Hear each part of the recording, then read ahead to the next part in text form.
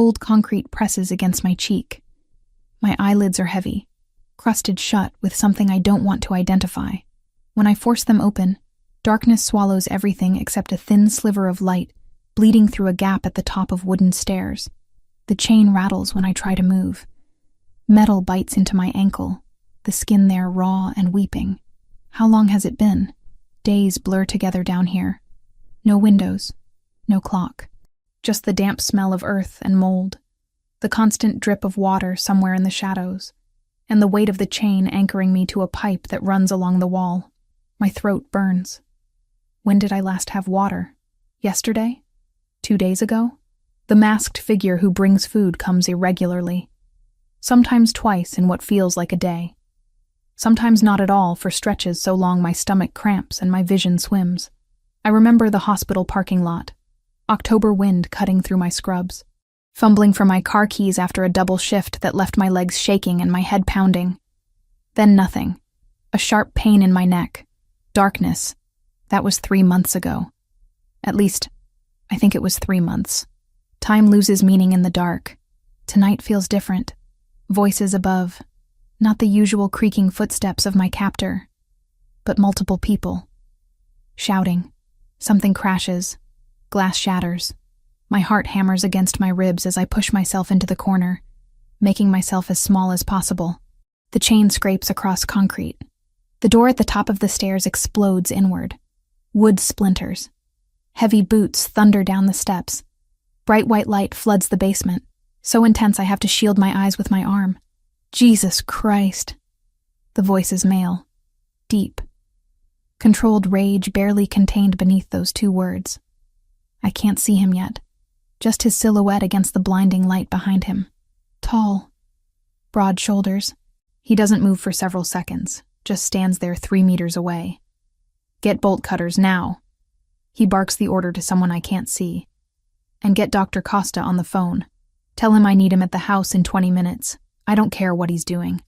The light adjusts as he moves closer. My eyes finally focus enough to see him properly. Dark hair, wet and plastered to his forehead. Rain drips from an expensive suit that clings to his frame. His face is angular, shadowed by stubble. But what catches me are his eyes. Dark brown, nearly black in this light, and burning with fury that makes me press harder into the corner. I'm not going to hurt you. His voice is softer now, carefully controlled. He crouches down, staying just out of reach. My name is Franco Ravellini. Do you understand me? I nod. My voice won't work. 3 months of screaming myself hoarse in the early days taught me that nobody comes when you scream. Can you tell me your name? Megan. The word comes out as a croak. Megan Turner. Something flickers across his face. Recognition? No, something else. He pulls out his phone, types something, then looks back at me. You're a nurse. You work at Chicago General. It's not a question, but I nod anyway. How does he know that? Another man appears at the bottom of the stairs, carrying large metal cutters. He takes one look at me and his expression hardens. Boss, I can see what this is, Nicholas. Franco takes the bolt cutters and approaches slowly, like I'm a wounded animal that might bolt. Megan, I'm going to cut this chain. The noise might be loud, okay? I nod again. When the metal parts with a sharp crack, the sudden absence of weight on my ankle makes me dizzy. Franco catches me before I pitch forward, his hands careful on my arms. Easy. When did you last eat? I can't remember. Yesterday? The day before? He curses in Italian under his breath and scoops me up like I weigh nothing.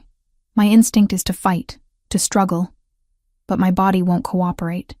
3 months of minimal food and water have left me weak as paper. The car's waiting, boss. Nicholas is already moving up the stairs ahead of us. The house above is chaos.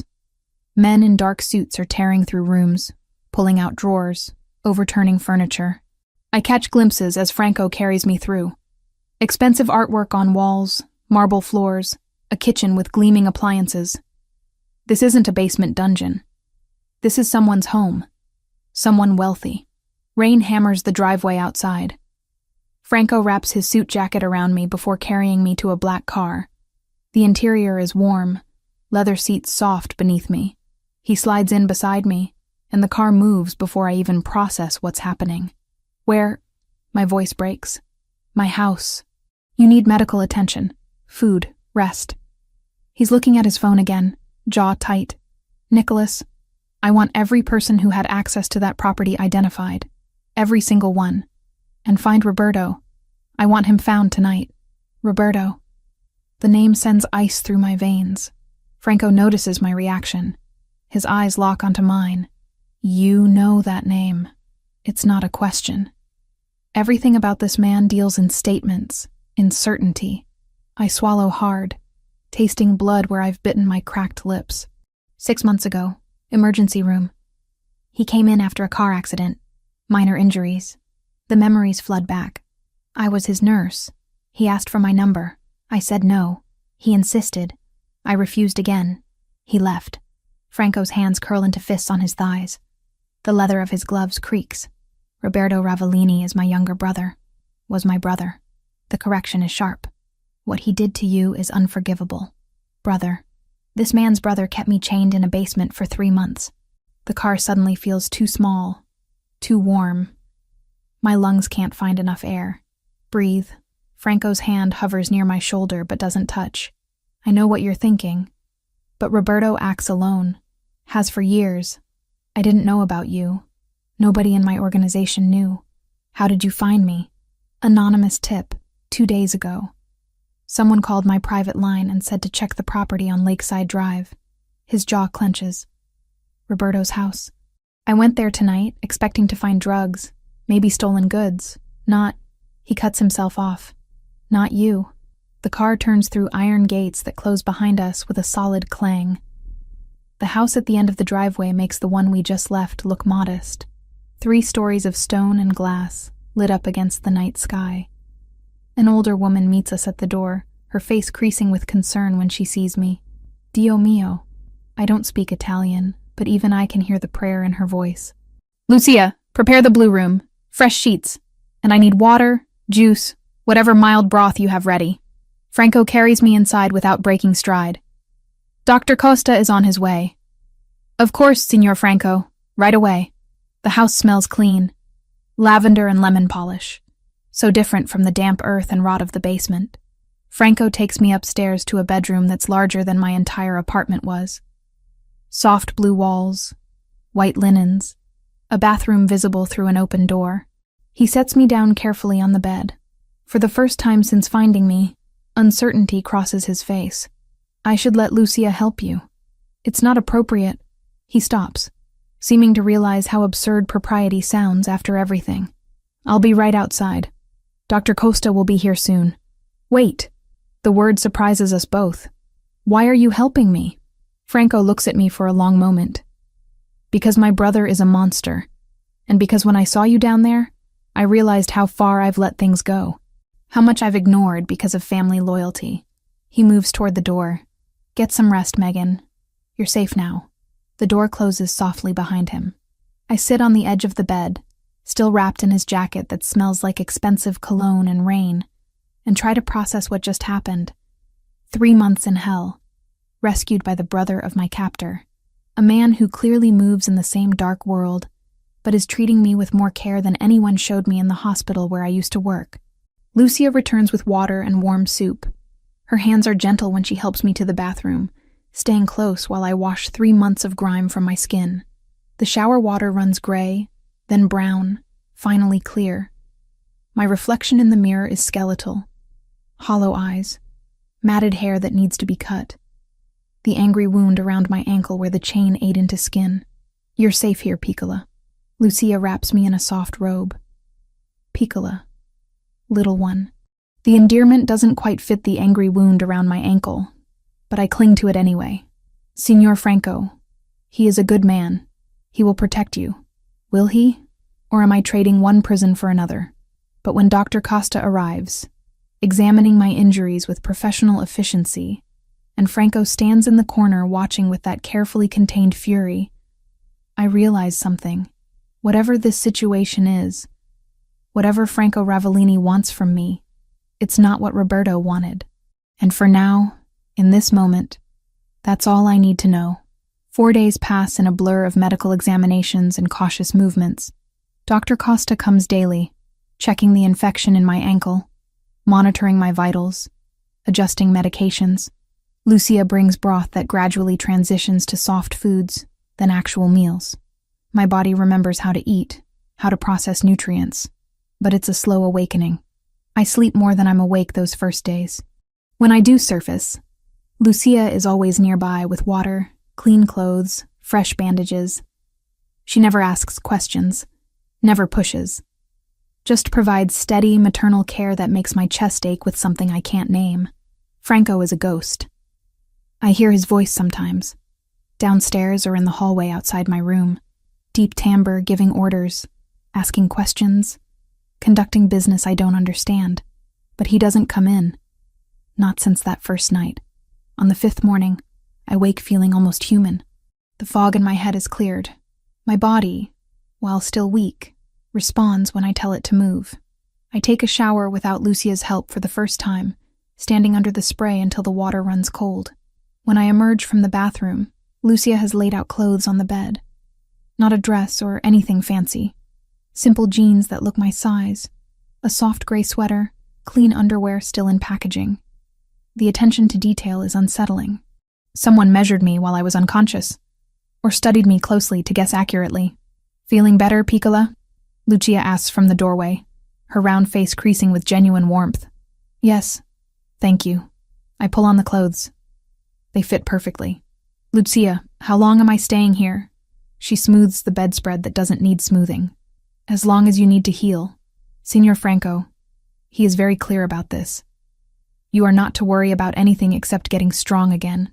And then what? Then you decide what comes next." She meets my eyes. "But first, you eat breakfast. You're still too thin." Breakfast is waiting in a small dining room adjacent to the kitchen.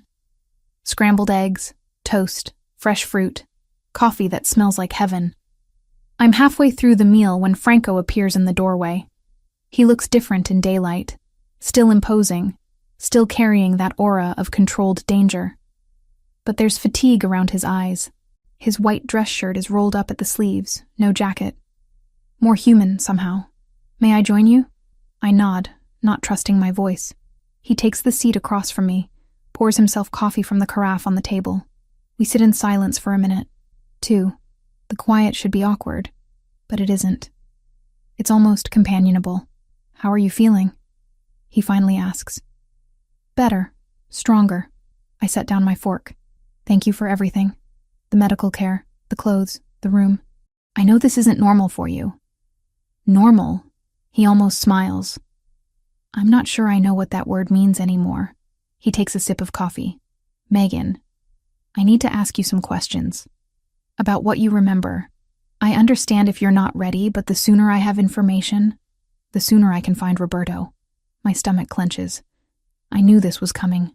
"What do you want to know?" "You said he came to the emergency room 6 months ago. Do you remember the date?"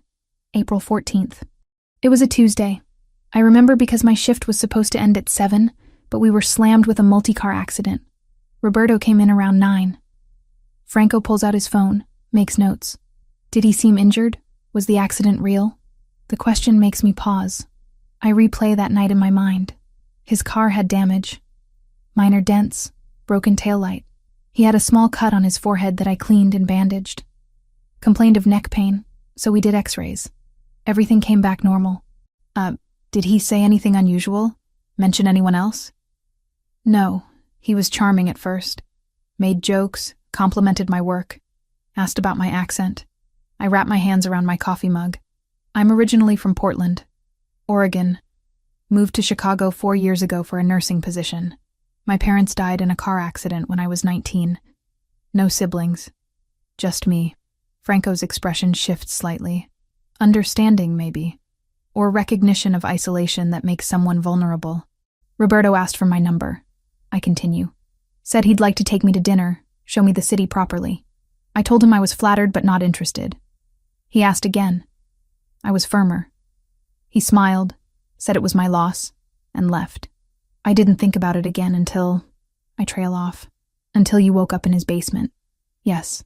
Franco leans back in his chair, jaw tight. Roberto has always had issues with rejection. Our father enabled it, cleaned up his messes. When our father died 5 years ago, I took over the family business. I made it clear that I wouldn't cover for Roberto the same way. He resented that. What kind of business? The question escapes before I can stop it. He looks at me directly. You know what kind. You're not stupid, Megan. You've heard the name Ravellini. You know what it means in Chicago. I do. Organized crime. Protection rackets. Legitimate businesses used to launder money. The kind of family that owns half the politicians and scares the other half. I should be terrified. Instead, I'm strangely calm. I won't apologize for what I do, Franco continues, but I will tell you that I have rules. I don't deal in drugs. I don't hurt civilians. And I sure as hell don't kidnap women because they had the audacity to say no. His hands tighten into fists. What Roberto did to you violates every code I live by. So why did he do it? Why keep me alive for 3 months? Franco's face darkens. Because he's sick. Because somewhere in his twisted mind, he thought if he kept you long enough, broke you down far enough, you'd eventually want him. Stockholm Syndrome, but weaponized.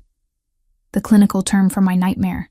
I push my plate away, appetite gone. I need to know one more thing, Franco says quietly. Did he ever touch you? Beyond the chain, the captivity. Did he assault you? No. The word comes out firm. He never came down to the basement, just sent someone masked to bring food and water. Sometimes I'd hear him upstairs talking on the phone, watching television, living his life while I rotted below, but he never came down himself. Relief flashes across Franco's face. That's something, at least. It means he saw you as a long game, not immediate gratification. He planned to keep you for years if necessary. The thought makes bile rise in my throat. How long until you find him? I have every resource at my disposal searching. Roberto knows how to disappear, but he'll surface eventually. He always does. Franco stands. In the meantime, you stay here. This house is secure. Guards, cameras, protocols. You're safe. How long? I meet his eyes. How long do you expect me to stay hidden in your fortress? As long as it takes. That's not an answer. It's the only one I have right now. He moves toward the door, then pauses. There's a library on the 2nd floor. Gym in the basement if you want to rebuild strength. Lucia can get you anything you need. Just ask. He's gone before I can respond. I sit alone in the dining room, surrounded by luxury I never asked for, protected by a man I barely know, hiding from a monster who wanted to own me. The next week settles into routine. I wake, eat breakfast, spend hours in the library reading medical journals and fiction. Lucia keeps me company, teaching me Italian phrases while we fold laundry or prepare meals. Dr. Costa visits every other day, pronouncing my recovery remarkable. The infection in my ankle is healing. My weight is climbing back toward normal. Physically, I'm getting better. Mentally, I'm a mess. Nightmares plague me almost nightly. I wake screaming, tangled in sheets, convinced I'm back in the basement. The 3rd time it happens, I hear footsteps in the hallway. Franco appears in my doorway, backlit by the hall light. Sorry, I gasp, trying to calm my racing heart. I didn't mean to wake you. You didn't. He stays in the doorway, respecting the boundary. I don't sleep much anyway. Is it always like this? The dreams? I don't know. I've never been where you've been. He's quiet for a moment. But I've seen men come back from war, from torture, from things that leave scars no one can see.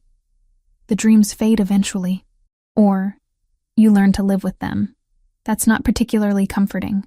I don't do comfort. I do truth. He shifts his weight. Would it help if I stayed? Just until you fall asleep.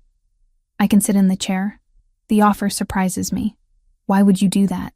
Because you're in my house, under my protection, and you're afraid.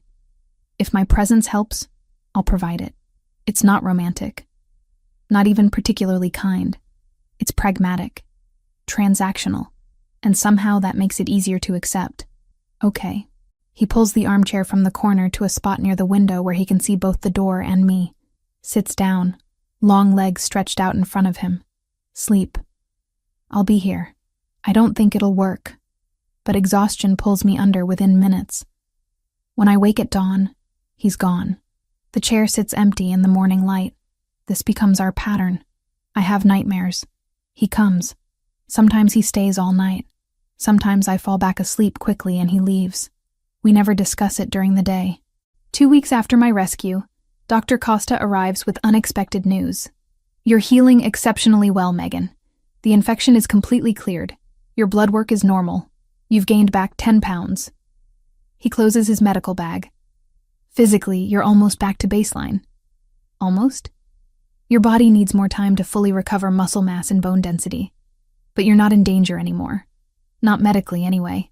After he leaves, I find Franco in his study, surrounded by papers and computer screens showing security camera feeds. He looks up when I knock on the open door. Dr. Costa says I'm almost recovered. I heard. He turns off one of the monitors. That's good news. Is it? I step into the room. Because now comes the hard question. What happens next? Franco leans back in his leather chair, studying me. What do you want to happen? I don't know. The honesty feels raw. I can't go back to my apartment. Assuming I still have an apartment. I can't go back to work at the hospital. I've been missing for 3 months. They've probably filled my position. They have. He says it gently. I checked. You were declared dead 2 weeks ago. Presumed victim of foul play. There was a small memorial service. Dead. I'm legally dead. The room spins slightly. I can fix that. Franco continues quickly. My lawyers can handle the paperwork. Alive but recovering from trauma. Medical documentation supports it. You could have your life back within a month. And Roberto? Still searching. No leads yet. I sink into the chair across from his desk. So you want me to go back to my life? Pretend to be normal? And hope Roberto doesn't find me before you find him? No. Franco's voice is firm. If you leave this house, you'll have security. Round-the-clock protection. I won't risk Roberto getting to you again. For how long? Weeks? Months? Years? My voice rises. That's not a life, Franco. That's a different kind of prison. He doesn't argue because he knows I'm right. We sit in silence, the weight of impossible choices hanging between us. Finally, he speaks. There's another option. You stay here, not as a prisoner or a guest indefinitely protected. You stay as part of this household. We give you work, purpose, something beyond just surviving. Work? Doing what? Lucia needs help.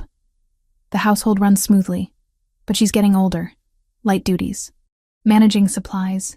Handling correspondence. Nothing dangerous. He pauses.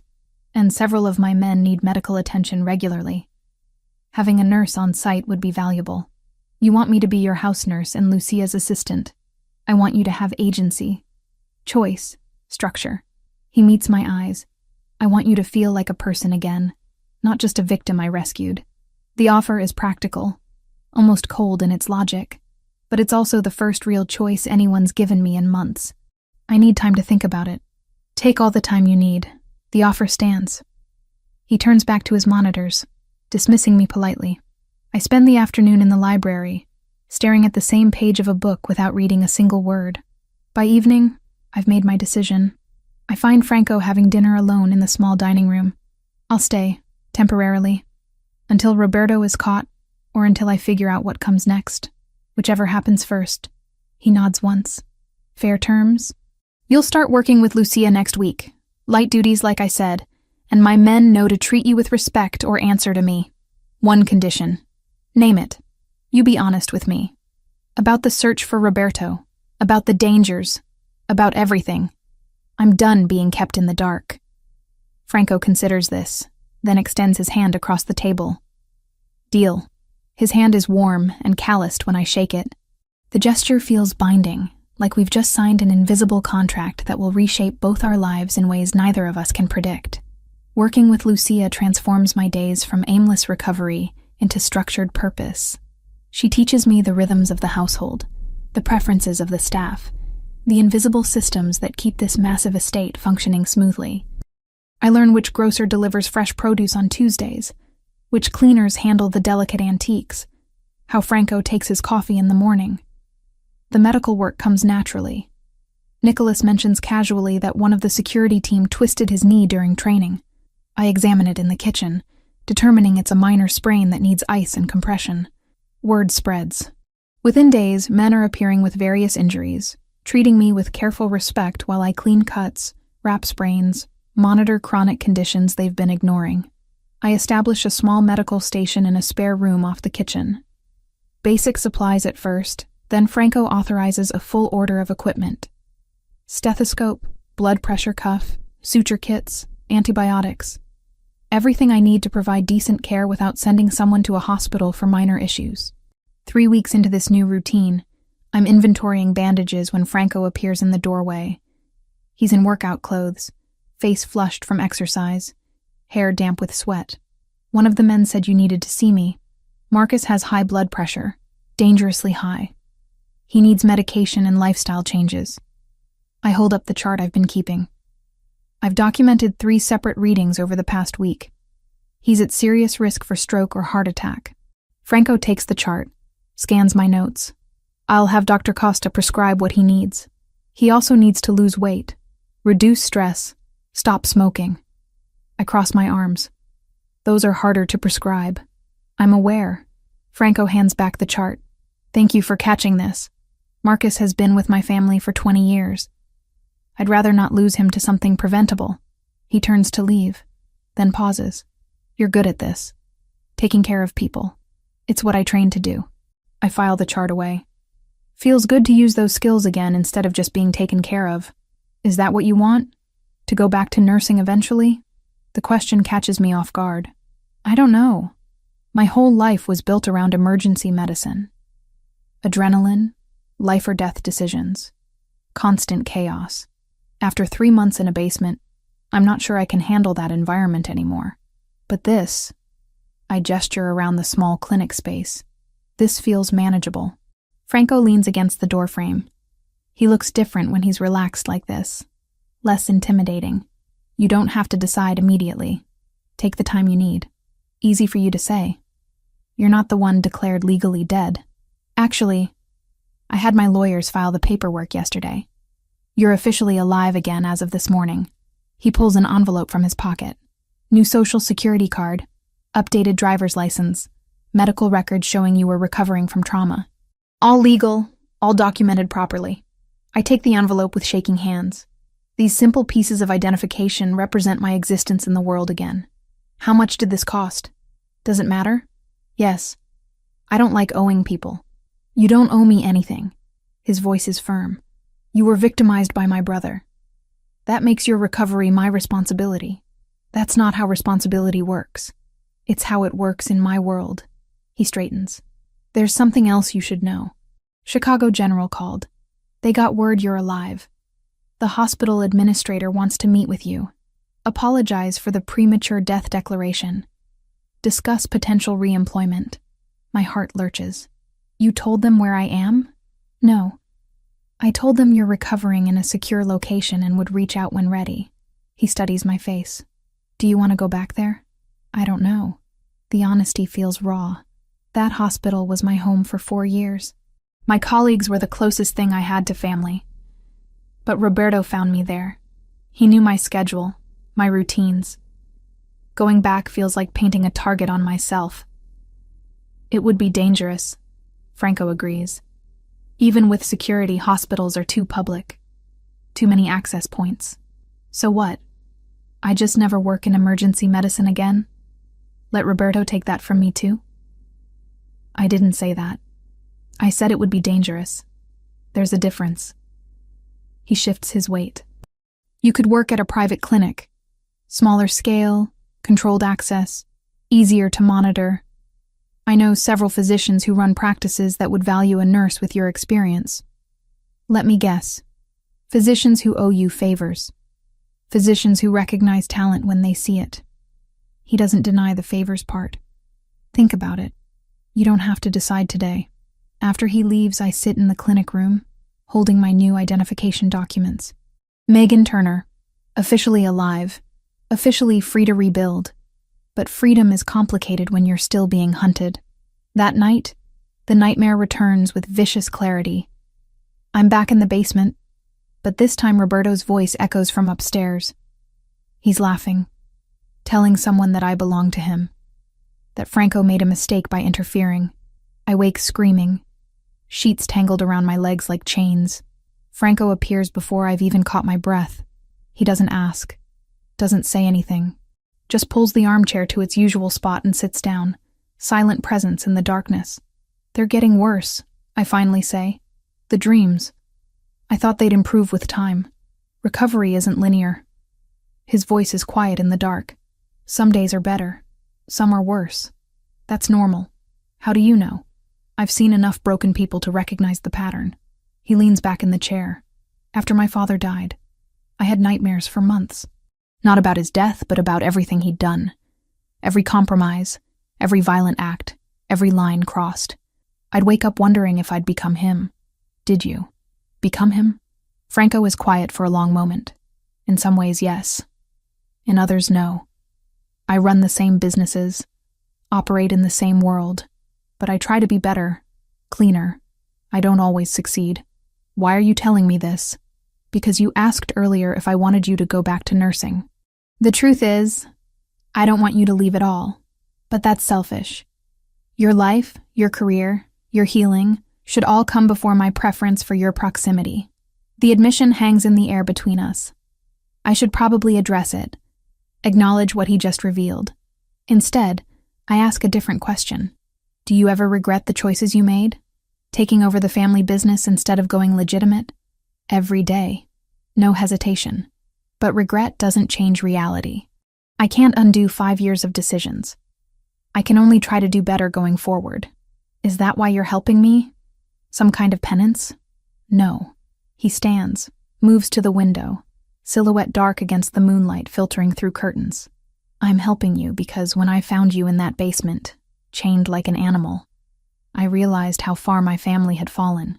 Roberto didn't become a monster in a vacuum. Our father enabled his worst impulses. I ignored the warning signs because dealing with them was inconvenient. Your suffering is partially my failure. That's not fair to yourself. You didn't kidnap me. No. But I created an environment where Roberto thought he could, where family loyalty meant covering up crimes instead of preventing them. He turns to face me. You're not penance, Megan. You're a reminder that my choices have consequences beyond spreadsheets and territory maps. Real people get hurt when I look the other way. I don't know what to say to that.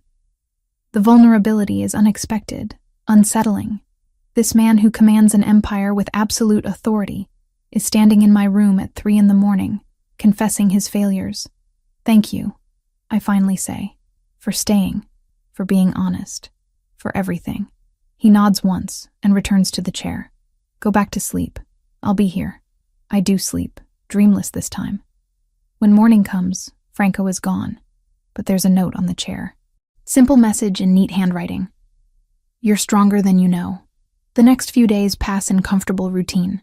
I work with Lucia in the mornings, run the medical clinic in the afternoons. Franco and I maintain polite distance during the day. But he still comes when nightmares wake me. We never discuss what he said that night. Maybe we don't need to. On Friday, Nicholas finds me in the clinic, treating a guard who sliced his hand on broken glass.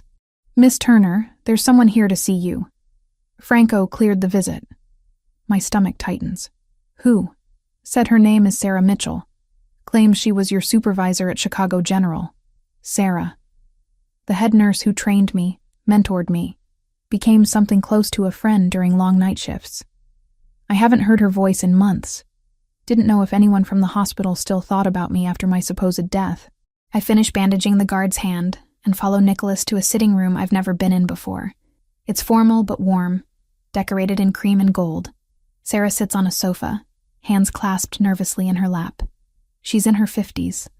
Gray hair pulled into the same practical bun she always wore. When she sees me, her face crumples. Megan. Oh my God, Megan. She crosses the room in 3 steps and pulls me into a fierce hug.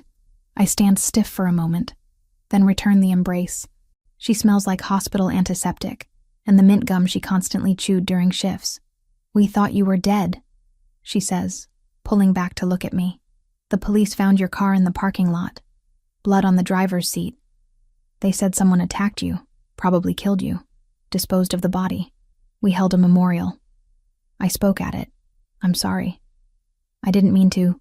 Don't apologize. Sarah guides me to the sofa. Just tell me what happened. The lawyers who called only said you'd been found alive and were recovering from trauma. Nothing else. I tell her an edited version. Attacked in the parking lot, held captive for 3 months, rescued by someone connected to my attacker, recovering now in a secure location. I don't mention Roberto's name, don't specify Franco's exact relationship to the situation. Sarah listens without interrupting, tears streaming down her face. I should have walked you to your car that night, she says when I finish. You'd just worked a 16-hour shift. I should have made sure you got safely. This isn't your fault. I know, but I still feel it. She wipes her eyes. Are you coming back? The hospital wants you back. Your position is filled, but they'll create a new one. Whatever you need to make it work. The offer is tempting. Return to familiar territory, familiar faces, the career I built for 4 years. But when I imagine walking through those emergency room doors again, panic tightens my chest. I don't think I can. Not yet. Maybe not ever. Too many memories. Too much exposure. Sarah nods like she expected this answer. Then what will you do? I'm working here temporarily, providing medical care for the household staff. It's good work, meaningful, but it's not permanent. Because you're waiting for them to catch whoever took you. Yes. She takes my hand. Megan, I want you to know something. Whatever you decide about your career, wherever you end up working, you're an exceptional nurse. The best I've trained in 15 years. Don't let trauma steal that from you. After Sarah leaves, escorted out by Nicholas, I sit alone in the formal sitting room. Franco appears in the doorway, as if he's been waiting nearby. Your friend seems nice. She is. I stand, suddenly needing to move. She offered me my job back. Or a new position at the hospital. Are you going to take it? No. But hearing the offer helped somehow. Knowing I still have value outside these walls. Later, Sarah will send the occasional photo from the ER. Controlled chaos and tired smiles. A quiet reminder that world is still there if I ever want to step back into it. Franco crosses the room until he's standing close. Closer than he usually allows. You have value because of who you are. Not because of where you work. Though for what it's worth, the men you've treated here think you're some kind of miracle worker. I'm just doing my job. No. You're rebuilding yourself piece by piece while dealing with trauma that would break most people.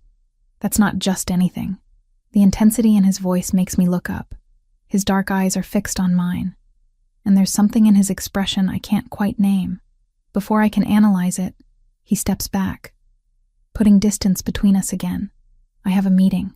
Lucia's making your favorite pasta tonight. Don't skip dinner. He's gone before I can respond, leaving me alone with the lingering warmth of his rare praise and the growing realization that this temporary arrangement feels less temporary every day. 1 month. That's how long I've been living in Franco's mansion when I realize I've stopped counting the days. The realization hits me during breakfast. Lucia sets down espresso and fresh bread, and I'm halfway through thanking her in Italian, words I've picked up from listening to Franco's phone calls, when I notice the calendar on the wall. March 15th. I disappeared October 7th. The math feels distant, like it belongs to someone else's life. Franco walks into the kitchen, still buttoning his shirt cuff. His hair is damp from the shower. He pours himself coffee without asking if I slept well, because he already knows. He stopped sitting in the chair 3 weeks ago. Now when the nightmares come, I find him reading in the hallway outside my room instead, close but not intrusive. Last night I didn't scream. We both noticed. Nicholas mentioned you've been asking about the library, he says, leaning against the counter. Not sitting. He rarely sits during breakfast. Always moving like stillness makes him vulnerable. I finish the medical journals. I tear off a piece of bread. I was hoping for something different. Fiction, maybe. His eyebrow lifts slightly. You don't strike me as someone who reads for escape. I'm not escaping. I'm remembering what it feels like to think about something other than survival. He studies me for a long moment, then nods. 2nd floor, East Wing. Anything you want. The library turns out to be exactly what I didn't know I needed. Floor-to-ceiling shelves, leather chairs positioned near tall windows, the kind of silence that feels intentional rather than empty. I pull down a worn copy of Dante's Inferno and find handwritten notes in the margins. The handwriting is precise, controlled, Franco's. That night, he asks what I chose. Your annotated copy of the Divine Comedy, I tell him over dinner. We've fallen into this pattern, eating together 3, sometimes 4 nights a week. Not planned, just coincidental. Or maybe not coincidental at all. You wrote that Dante got the political allegory wrong in Canto 6. I was 19 and thought I understood corruption. He cuts into his steak with surgical precision. I didn't. And now I know corruption isn't about betraying principles. It's about never having them to begin with. These conversations have become the strangest part of my new reality. Franco doesn't make small talk. He either says nothing or cuts straight to the bone of things. Tonight we discuss whether Virgil represents reason or merely the illusion of guidance. Last week, it was the ethics of triage in emergency medicine. He'd asked detailed questions about how I decide who gets treatment first when resources are limited. Before that, the architecture of Chicago's oldest buildings. He'd studied international business at Northwestern, I learn. Graduated top of his class. Had offers from consulting firms in New York, London, Singapore. What happened? I ask. My father had a stroke. Franco's voice doesn't change, but something in his posture does. Someone needed to take over the family operations. Roberto was 22 and too volatile. It fell to me. You could have said no. I could have. He sets down his fork.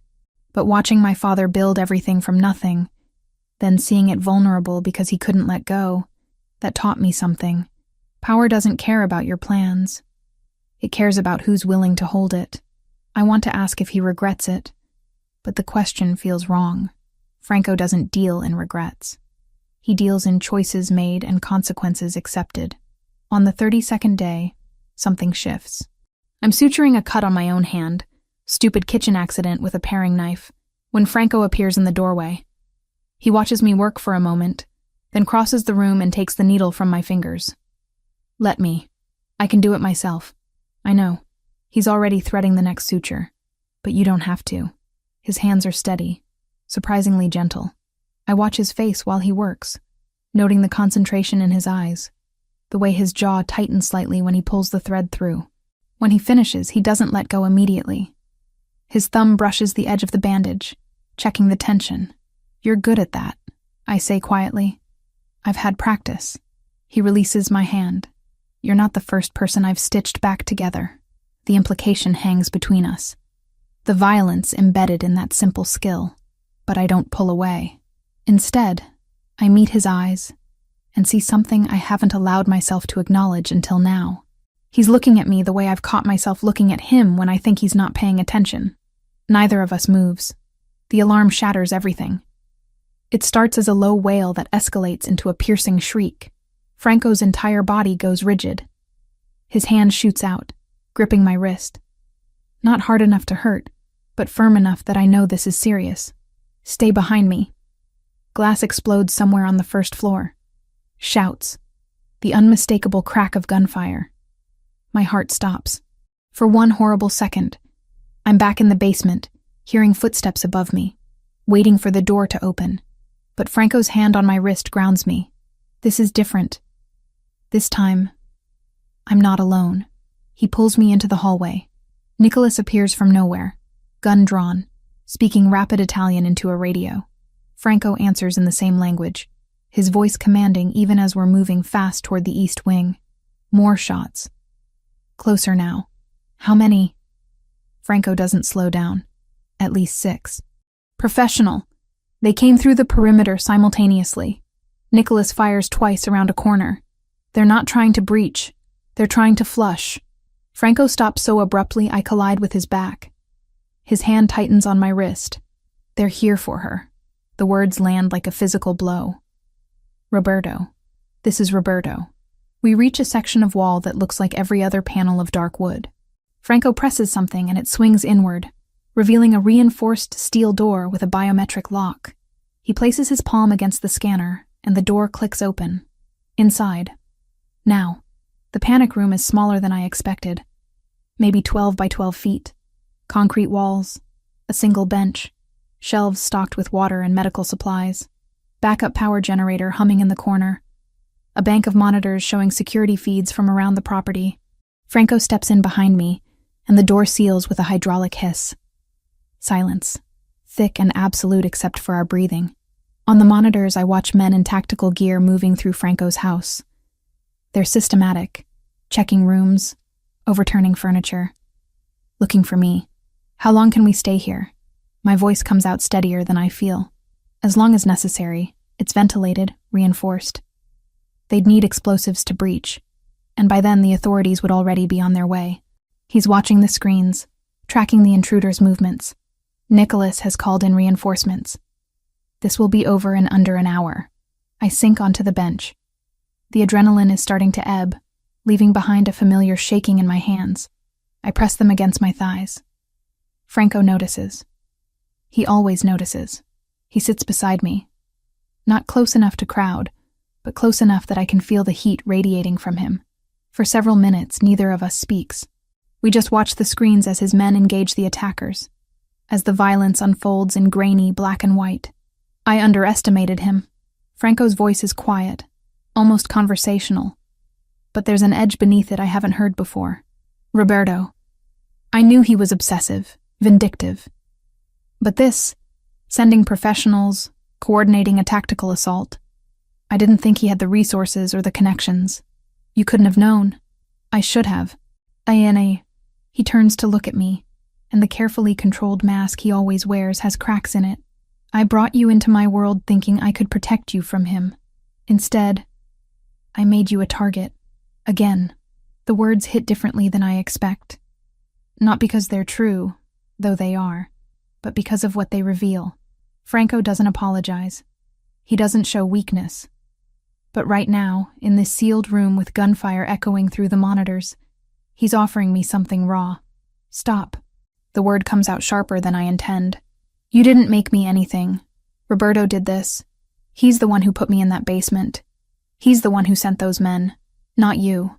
I gave you a room in my house instead of witness protection. I let you stay when I should have. You let me choose. I cut him off. That's what you did. You gave me options and I chose this. I chose to stay here.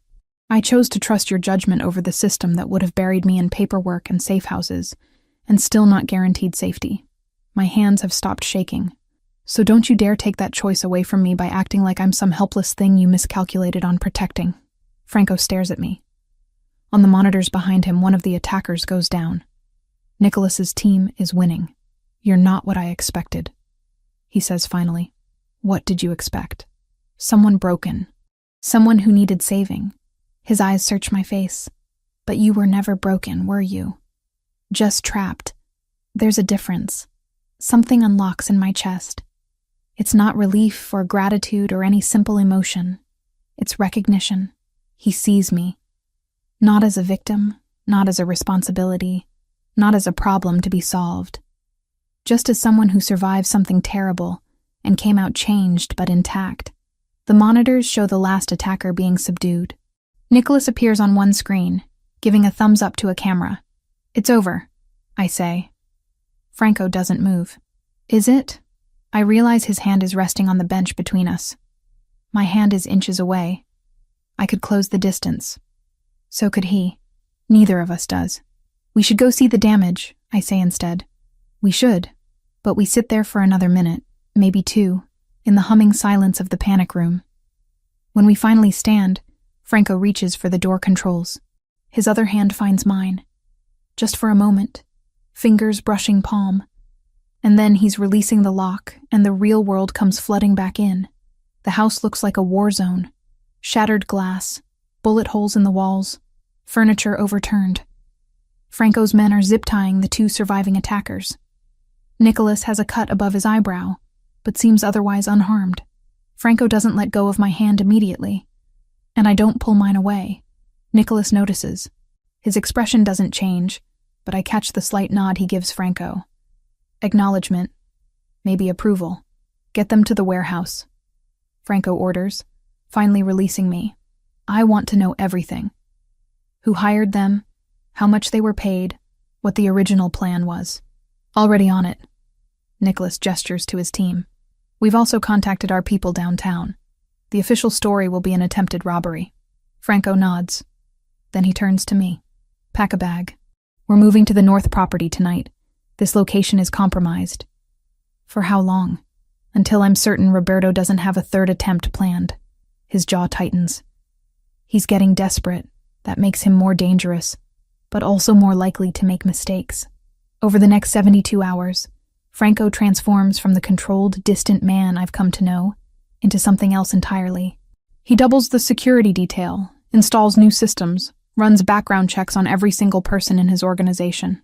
The northern property, smaller, more modern, positioned on 20 acres of wooded land, becomes our new fortress. But he also does something unexpected.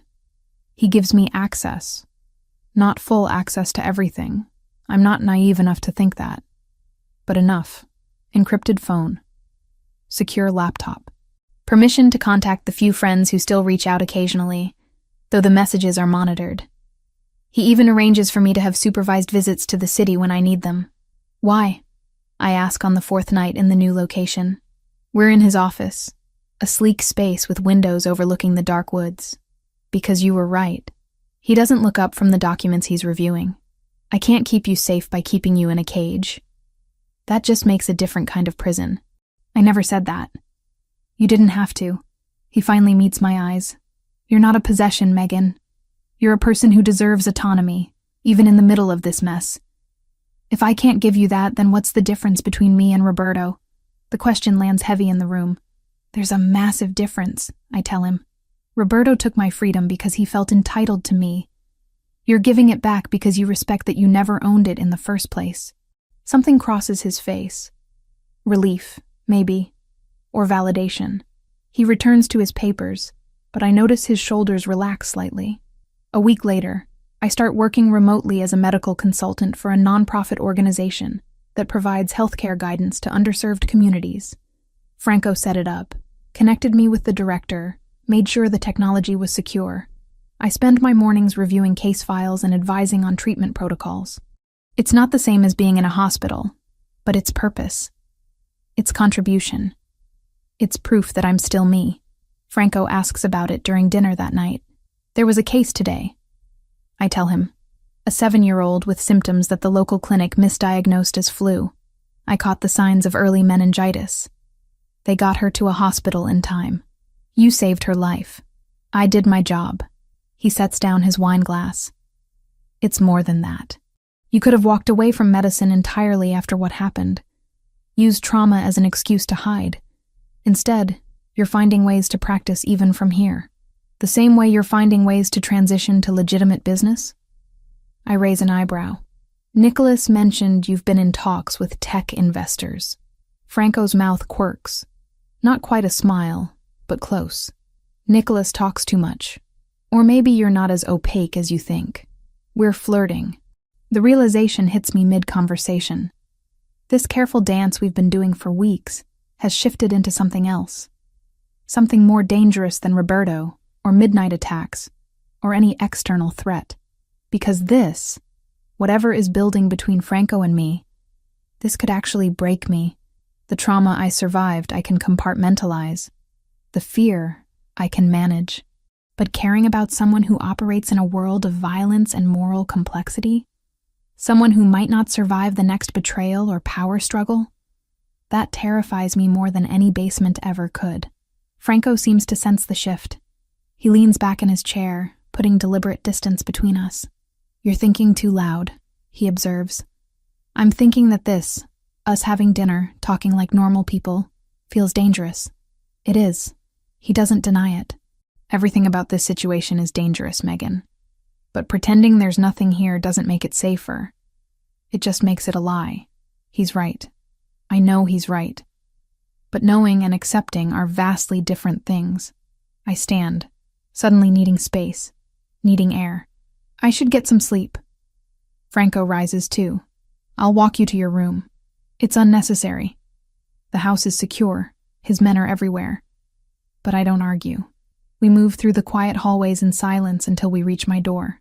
Thank you, I say. for the work setup, for the freedom, for not treating me like I'm fragile. You're the furthest thing from fragile I've ever encountered. His voice is low, serious. Don't mistake caution for weakness. What you're doing, rebuilding yourself while still in the middle of chaos, that takes more strength than most people have. I should open the door, should say goodnight, should maintain the careful boundaries we've established. Instead, I ask, do you regret it? Finding me that night? Never. The answer is immediate, absolute. Do you regret that I did? I think about the basement, about the terror and isolation. Then I think about this month, the conversations, the growing trust, the strange sense of belonging I've found in the most unlikely place. No, I whisper. I don't. We stand there in the dim hallway, close enough that I can see the flecks of gold in his dark eyes, close enough to feel the tension coiling between us. Franco lifts his hand, and for a heartbeat, I think he's going to touch my face. Instead, he reaches past me and opens my door. Good night, Megan. Good night. I step inside and close the door, press my back against it, listen to his footsteps retreating down the hall. My hand is still bandaged from the kitchen accident. I trace the edges of the gauze he applied, remembering the careful way he'd sutured the wound. The gentleness in hands that have undoubtedly caused terrible harm. I should be horrified by what I'm feeling. Should recognize the trauma bond for what it is. Should protect myself. But when I close my eyes, all I see is the way Franco looked at me in the panic room. Like I was worth protecting not because I was his responsibility, but because I mattered. And that, more than anything else, is what makes this truly terrifying. 6 weeks at the northern property, and the boundaries I've carefully maintained start blurring in ways I can't ignore. It happens in increments too small to protest. Franco appears in the kitchen doorway each morning with coffee prepared exactly how I prefer it. 2 sugars, splash of cream, heated to just below scalding. He never asks if I want it, just sets the mug beside my laptop and disappears before I can thank him. I return the gesture without planning to. After his boxing sessions with Nicholas in the converted garage, I'm waiting with ice packs and antiseptic when he comes inside. The first time, he'd looked at me strangely, but said nothing. Now it's routine. Yesterday I stitched a split knuckle while he sat motionless on the kitchen counter, watching my face instead of my hands. You should wear proper gloves, I'd said, focusing on the neat line of sutures. I should do a lot of things differently. When I finished and started to step back, his hand caught mine, not pulling, just holding. His thumb traced the scar on my wrist, faint now, but permanent evidence of the shackle. We stayed like that for maybe 30 seconds before he released me and left without another word. These moments accumulate. Conversations that stretch past midnight about Caravaggio's use of darkness, the ethics of Machiavelli, whether free will exists in a deterministic universe. Topics utterly divorced from the reality of hired guards and security protocols and the ongoing hunt for Roberto. I catch myself laughing at something Franco says about Kantian philosophy, and the sound startles me. When did laughter become possible again? What? He's leaning against the bookshelf, glass of wine in hand, looking more relaxed than I've ever seen him. Nothing, just, I forgot I could do that. His expression softens in a way that makes my chest tight. You're remembering a lot of things lately. He's right. I'm remembering what it feels like to be a person instead of a survivor, to have thoughts beyond fear and hypervigilance, to want something other than safety. The wanting is the dangerous part. On Tuesday, Franco mentions an event. Charity gala, Friday night. Legitimate operation, mostly business people trying to network. I'm expected to attend. Okay. I don't look up from the case file I'm reviewing. I'd like you to come with me. That gets my attention. Why? Because appearing alone reinforces certain assumptions about who I am. Having someone beside me, someone clearly intelligent and accomplished, changes the narrative. He pauses. Also because I'd prefer your company to making small talk with developers and venture capitalists alone. It's the second reason that convinces me. The honesty in admitting he wants me there, not just for strategy, but because he actually wants me there. I don't have anything appropriate to wear. That's already handled. Lucia has several options ready whenever you want to look at them. Of course, he's thought of everything. Control is Franco's native language. The dresses Lucia shows me Friday afternoon are beautiful, elegant without being ostentatious. Designer labels I recognize from hospital benefit dinners I could never afford to attend. I choose a deep emerald silk that fits like it was made for me. Probably was. Franco's reaction when I descend the stairs is subtle, but unmistakable. His eyes track from my face down to my heels and back up. He doesn't smile, but something in his posture shifts. "You look remarkable," he says simply. "You look presentable yourself." He's in a charcoal suit that probably costs more than my old monthly rent. But I've learned not to be impressed by expensive clothes. What strikes me is how comfortable he seems in this armor, the civilized veneer of wealth and power that conceals everything underneath. The drive to the hotel venue takes 40 minutes. Nicholas follows in a second car with 2 other guards. Even at a charity gala, Franco doesn't take chances. "Ground rules," he says as we approach the city. "Stay within sight. If anyone makes you uncomfortable, find me immediately. Don't accept drinks from anyone but the waitstaff.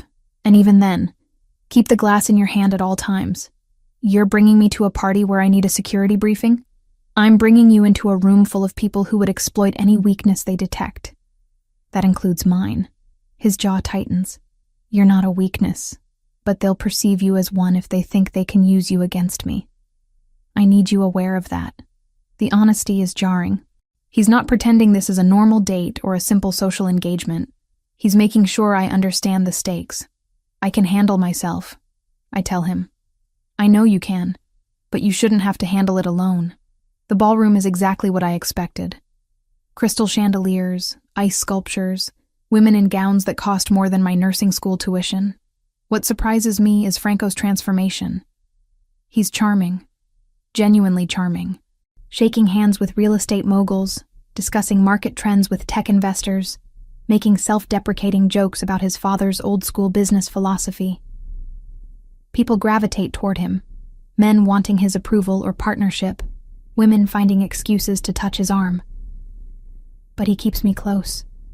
His hand finds the small of my back repeatedly throughout the evening, guiding me through conversations, including me in discussions, making it clear without words that I'm not an accessory but a partner. "Franco, you didn't mention you were bringing a date." A woman in red approaches, predatory smile fixed in place. "Megan, this is Diane Castellano.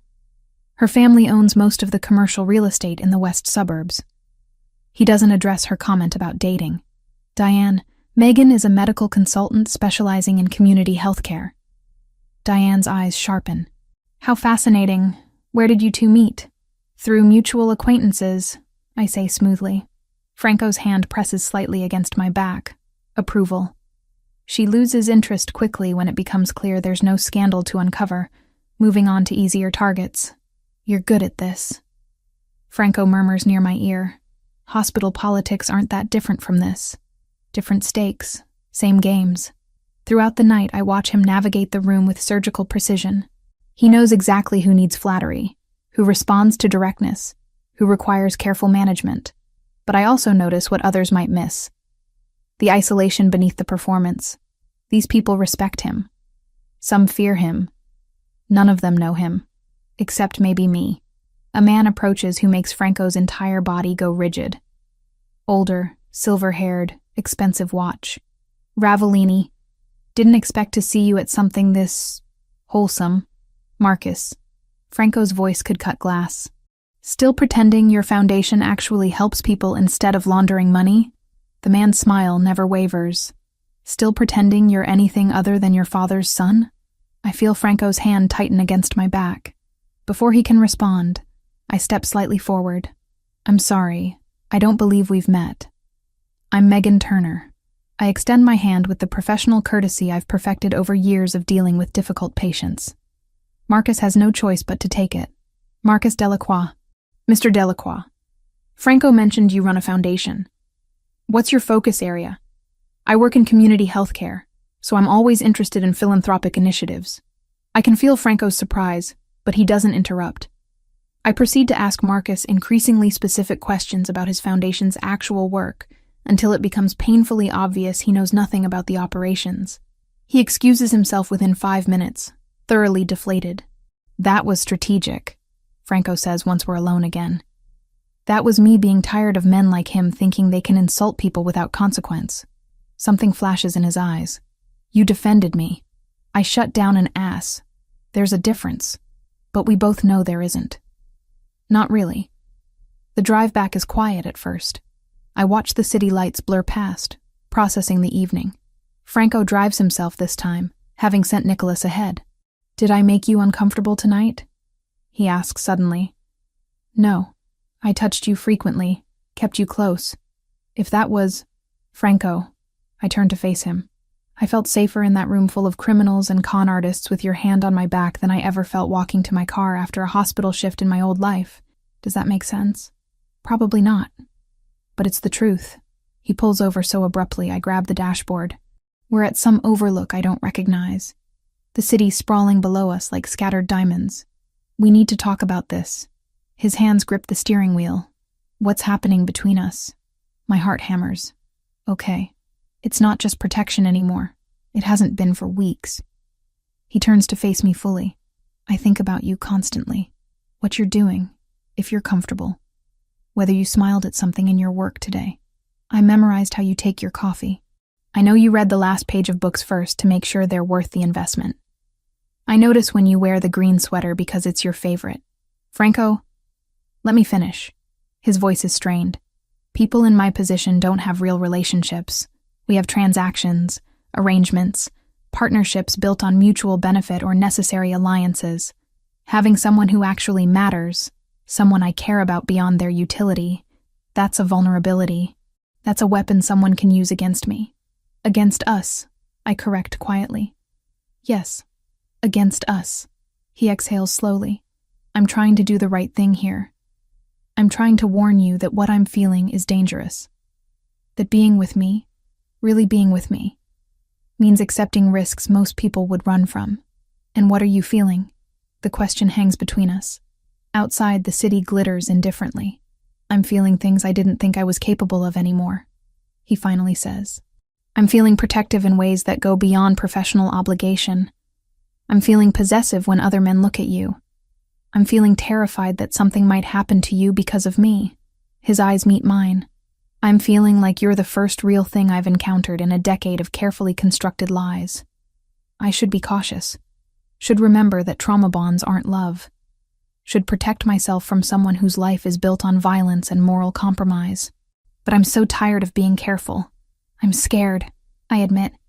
Not of you, of this, of caring about someone when my life already fell apart once.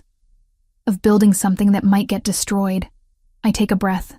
But I'm also tired of letting fear make all my decisions. What are you saying? I'm saying I don't know what this is between us. I'm saying it probably is dangerous and complicated and potentially destructive. I reach across the console, placing my hand over his. I'm saying I don't care enough to walk away from it. Franco's hand turns, lacing his fingers through mine. You should care. You should protect yourself. From what? More trauma? Already survived that. Uncertainty? Living in your house under protection is already uncertain. Caring about someone complicated? I laugh without humor. Franco, my life stopped being simple the night I woke up chained in a basement. There's no safe option anymore. There's just different kinds of risk. And this, us, that's a risk you're willing to take? Are you? He doesn't answer with words. Instead, he lifts our joined hands and presses his lips to my knuckles. A gesture so unexpectedly tender, it makes my breath catch. I'm willing, he says against my skin. God help us both. But I'm willing. We sit there in the parked car overlooking the city, holding hands like teenagers. And I think about how nothing in my life prepared me for this moment. Not nursing school, not years of emergency medicine, not even surviving 3 months of captivity. Because this, choosing to care about someone despite every logical reason not to, this requires a different kind of courage entirely. Eventually, Franco starts the car. The drive back is silent, but his hand finds mine across the console and stays there. When we reach the house, he walks me to my room like he does every night. But tonight feels different. Tonight we've acknowledged what's been building for weeks. Good night, Megan, he says at my door. Good night. He doesn't leave immediately. Neither do I. We stand in the hallway, close enough that I can see the conflict in his eyes. Wanting to stay, knowing he should go. Finally, he steps back. Sleep well. I watch him walk away, then close my door and lean against it. That night, I have the worst nightmare in weeks. I'm back in the basement. But this time when the door opens, it's not Franco who finds me. It's no one. The door stays open, and I stay chained and nobody comes. I wake up gasping, disoriented. Reach for the glass of water on the nightstand and knock it over. The crash sounds deafening in the quiet house. I wait for Franco's familiar footsteps in the hallway. The shadow under my door that means he's out there, reading, keeping watch. Nothing. The silence is worse than the nightmare. He's giving me space, respecting boundaries, doing exactly what he should do after the conversation we had, and it hurts more than any comfort would have helped. I lie awake for the rest of the night, staring at the ceiling, understanding for the first time that the distance between us isn't protection. It's just distance, and I hate it. 2 months. Around 8 months since the hospital parking lot, though some days it still feels like I'm still lying on that concrete. The number feels significant when Franco mentions it during breakfast, though he's talking about something else entirely. A business merger timeline. Nothing to do with us. But I count differently now. 2 months since he found me. 8 weeks since the gala. 56 days of this strange life where I'm simultaneously safer than I've ever been, and more vulnerable than I can articulate. The call comes on a Tuesday afternoon while I'm reviewing patient charts for the nonprofit. Franco's in his office with the door closed, which usually means sensitive business. When he emerges 3 hours later, his expression is carefully neutral. "We need to talk," he says. Those 4 words make my stomach drop. Nothing good ever follows them. We sit in the living room. He doesn't pour himself a drink, which tells me he needs complete control for this conversation. Roberto made contact. The name alone sends ice through my veins. I haven't heard it spoken aloud in weeks. We've existed in this bubble where he's a distant threat, not an immediate reality. When? My voice is steadier than I feel. This morning, through an intermediary, someone neutral enough that it's not an obvious setup. Franco leans forward, elbows on his knees. He wants to negotiate. Information about rival families in exchange for safe passage out of the country, and enough money to disappear permanently. You don't believe him? No. It's a trap. Question is what kind and for whom. His eyes meet mine, but it's also an opportunity. First time he's surfaced with a concrete location and time frame. If I can control the variables, I can end this. Something in his phrasing catches my attention. When is the meeting? Tomorrow night. Warehouse district, neutral territory. Tomorrow? I stand abruptly. You've already agreed to it. Yes. And you're telling me now because you deserve to know before it happens. The anger that floods through me is so sudden and fierce it takes me by surprise. Before it happens. Not before you decided. Not so I could have input. Just informing me of your decision about my own safety. Franco's jaw tightens. This isn't about you. How is Roberto not about me? My voice rises. He kidnapped me. Kept me chained in a basement for 3 months. Sent armed men to kill me. But this negotiation about him isn't about me. That's not what I meant. Then what did you mean? Because from where I'm standing, you made a unilateral decision about the most dangerous person in my life without consulting me at all. I'm pacing now, too agitated to sit.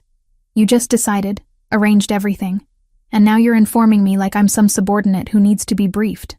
I'm trying to protect you. He stands too. That controlled calm starting to crack. If you were involved in the planning, you'd want to be there. And that's not happening. You don't get to make that choice for me. Yes, I do. Not because I own you or control you, but because I'm the one who has to live with the consequences if something happens to you. His voice is hard now, frustrated. You want agency? Fine.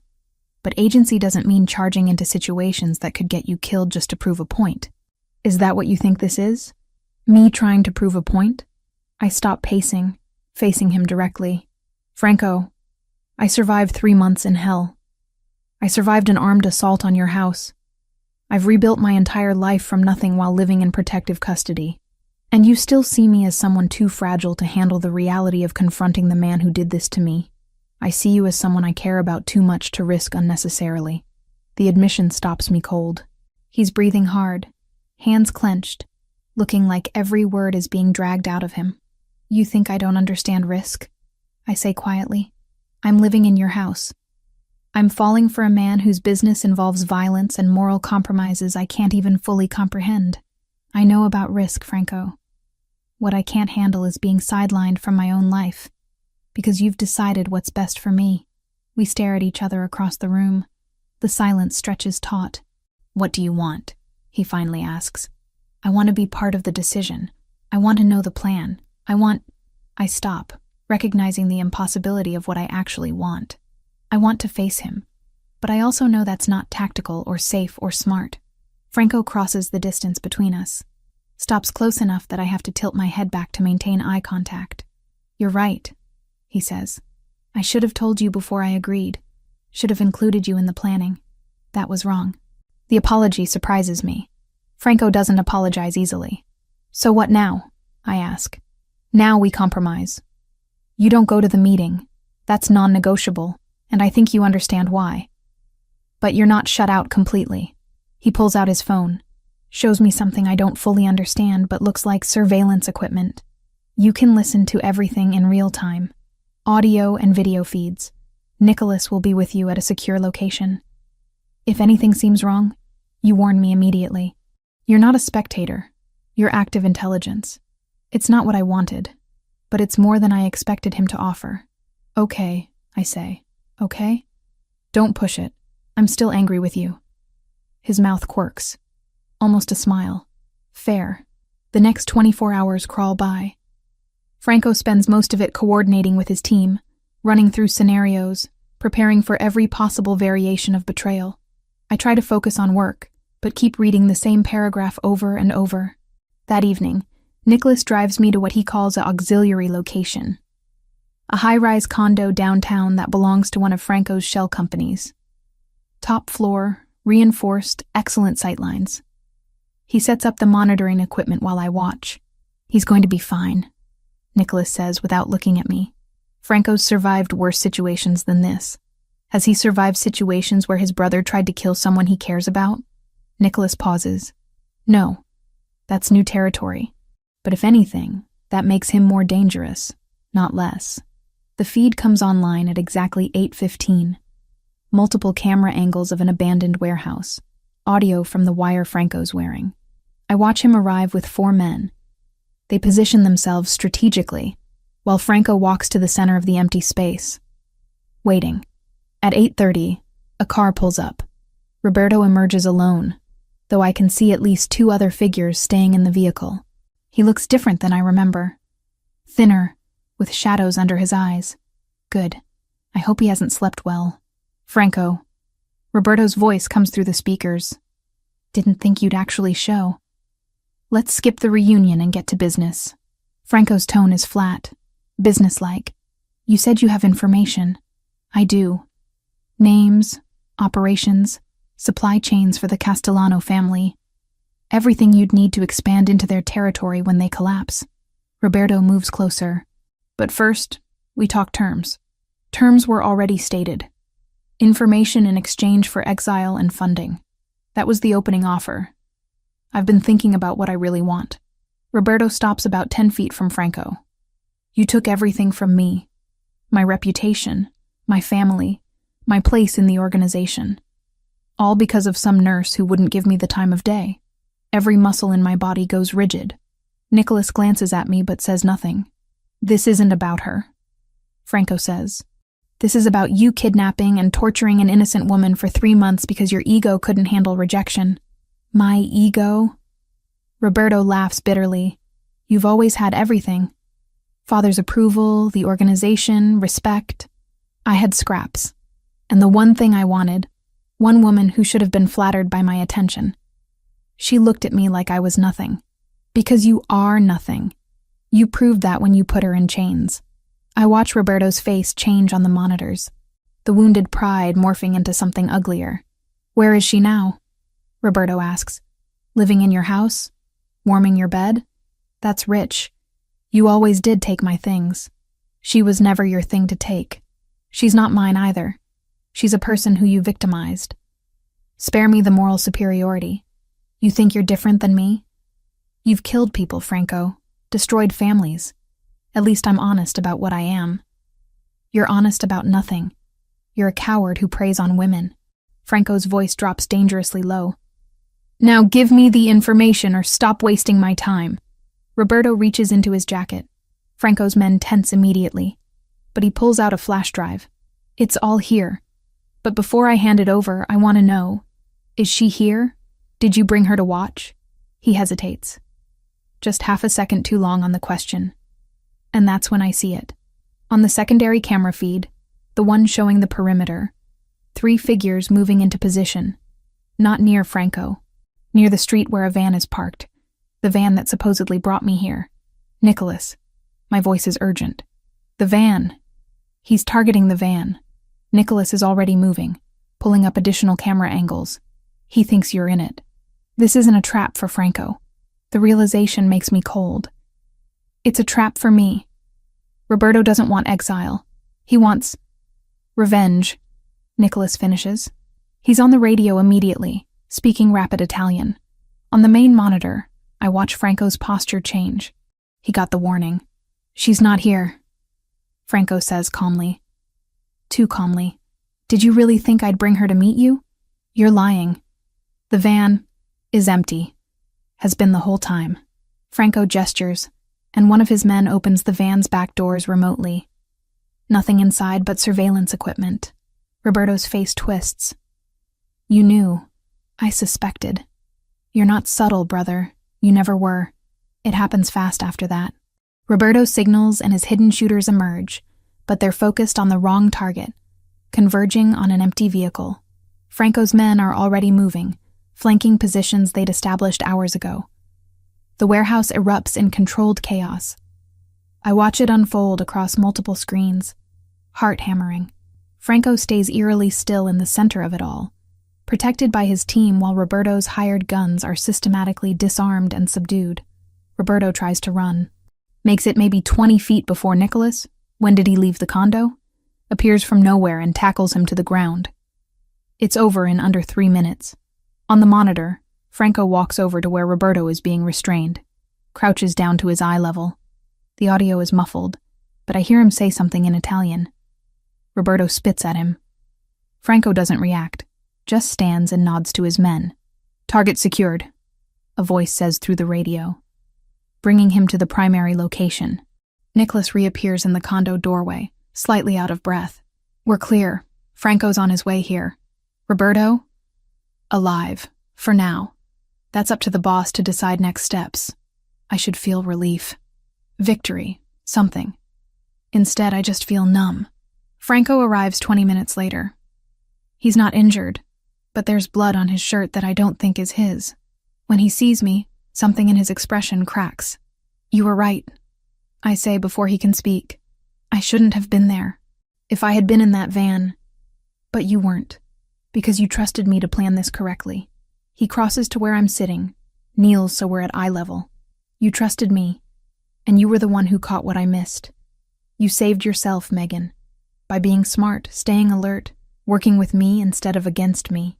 Is he? I can't finish the question. Secured. Contained.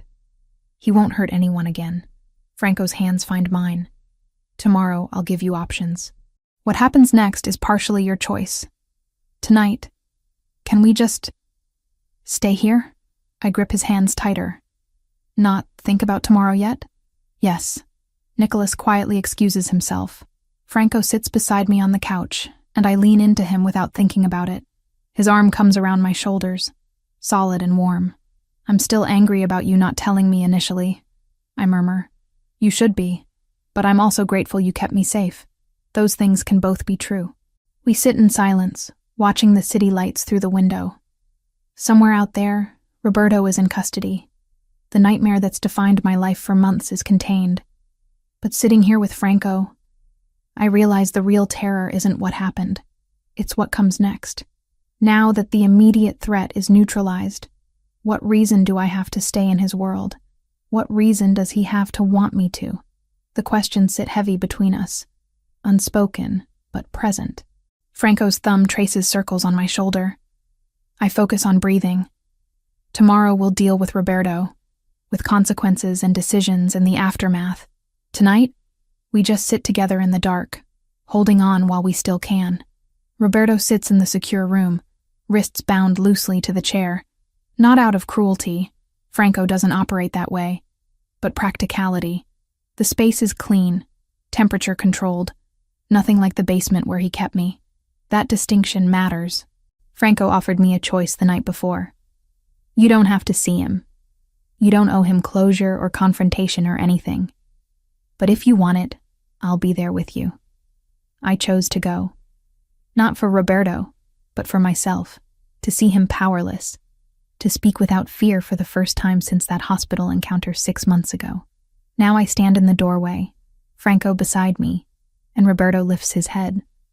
His face is thinner, circles under his eyes. He looks diminished. Good. Megan. He says my name like we're old friends, like he didn't steal 3 months of my life. I step inside, keeping my voice level.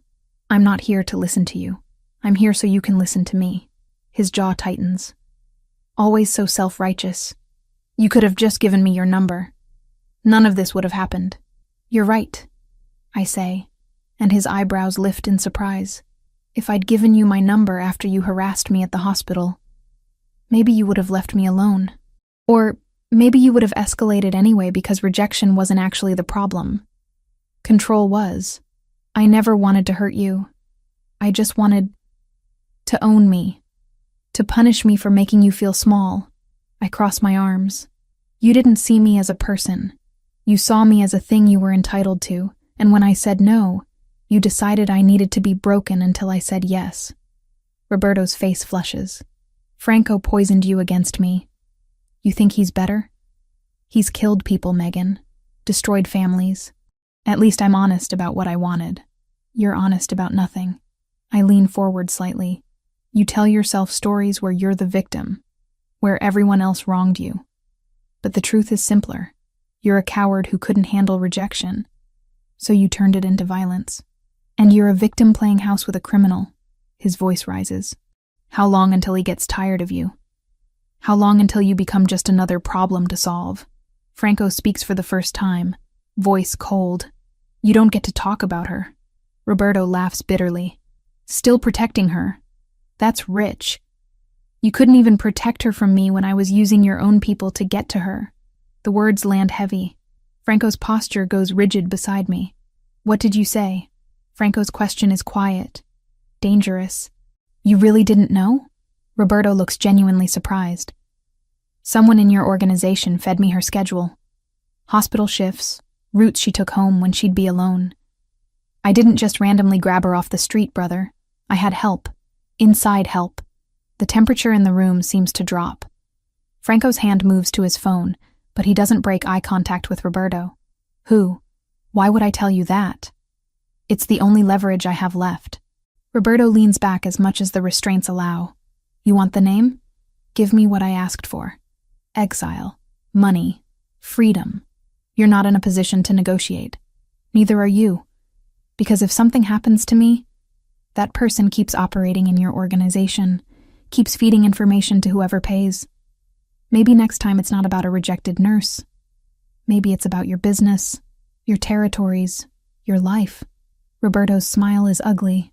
So yes, brother, I am in a position to negotiate. I watch Franco process this, see the calculation behind his eyes. He's weighing options, running scenarios. Finally, he pulls out his phone and types something. Nicholas will bring you a written agreement. Full disclosure of every name, every detail of how this was arranged. In exchange, witness protection and relocation. Not exile on your terms, but supervised removal from Chicago under federal oversight. You'll testify against your collaborator. That's the deal. That's prison by another name. That's the only offer you're getting. Take it or I turn you over to the FBI right now with nothing. Roberto stares at the ceiling, thinking. I watch him search for angles, for loopholes. There aren't any. Finally, he nods. Fine, but I want it in writing. Every detail. Done. Franco turns to me. Are you finished? I look at Roberto one last time.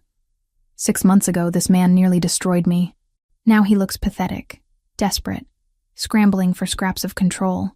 I survived you, I tell him quietly. That's all I needed to say. We leave him there. Nicholas is already waiting outside with documents, moving with the efficiency that's become familiar. Franco doesn't speak until we're back in his office, door closed. I should have seen it. His voice is tight with controlled fury. Someone close enough to know your patterns, to access scheduling information. I should have investigated everyone immediately. You were focused on finding Roberto and keeping me safe. You can't predict every betrayal. Yes, I can. That's my job. He slams his hand on the desk, the only outward display of anger. That's what I do. Anticipate threats, identify weaknesses, protect what matters. And I failed. You didn't fail. I'm here. I'm safe. Roberto is contained. Because you got lucky. Because the person he hired was incompetent with the van surveillance. He turns to face me fully. Don't you understand? You could have died because I missed something. I cross to where he stands. Stop. We're going to find whoever helped him. You're going to handle it the way you handle everything. Methodically, completely. But blaming yourself for not being omniscient isn't productive. He looks at me like he wants to argue, but the fight drains from his posture. How are you the one comforting me right now? Because you've been carrying everything alone for too long. Let me help. His hand finds mine, grip tight. We stand like that while Nicholas works outside, while the machinery of Franco's organization moves to identify the traitor, while Roberto sits in his secure room with no moves left to make. 24 hours later, they have a name. Marco Santini, logistics coordinator, 17 years with the organization. The betrayal cuts deep. Not just because of the access he had, but because Franco trusted him. The interrogation is swift. Santini admits everything. Roberto approached him 8 months ago with an offer too lucrative to refuse. Information about Franco's personal life, about anyone who might be vulnerable. When Roberto fixated on me after the hospital encounter, Santini provided my schedule, my address, my usual routes. Why? Franco asks him, voice devoid of emotion. Roberto promised me a position when he took over. Said you were too soft, too focused on going legitimate. That the old ways were dying under your leadership. Santini doesn't look remorseful, just resigned. I bet on the wrong brother. Franco nods slowly. Yes, you did. The consequences are final. Santini is handed to federal authorities with evidence of multiple crimes unrelated to my kidnapping. Insurance fraud, money laundering, witness tampering. Charges that will guarantee decades in prison. Franco doesn't dirty his hands with revenge. He doesn't need to. Roberto, true to his agreement, provides a full statement. The federal prosecutors build their case with mechanical precision. I give my testimony in a conference room with lawyers and agents, recounting 3 months of captivity with clinical detachment.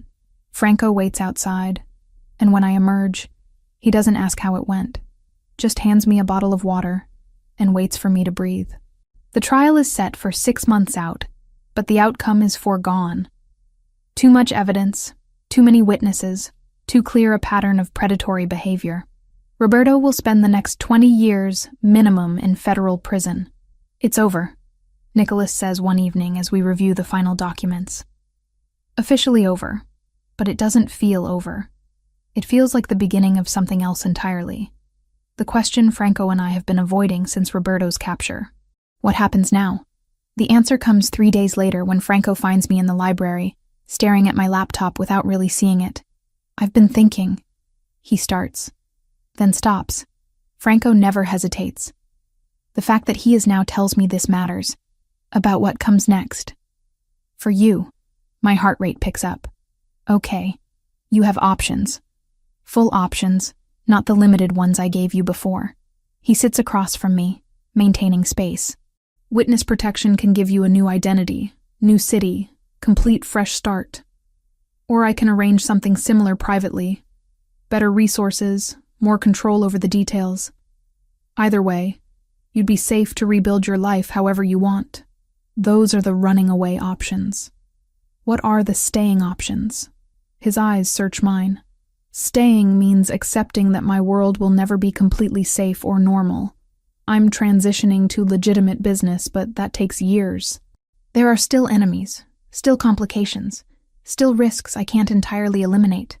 That's not an answer to my question. The staying option is this. He leans forward. You build whatever life you want. Clinic work, hospital position, private practice, whatever matters to you. You live in a place you choose, not a safe house.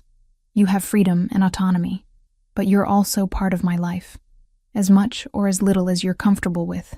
I'm not asking you to be hidden away or protected like a possession. I'm asking if you want to try something real with me, knowing it will be complicated. And if it doesn't work, if I decide 6 months from now that this is too much, then you leave. With resources, protection, whatever you need. No pressure, no obligation. His voice drops lower. I'm not Roberto, Megan. I won't trap you.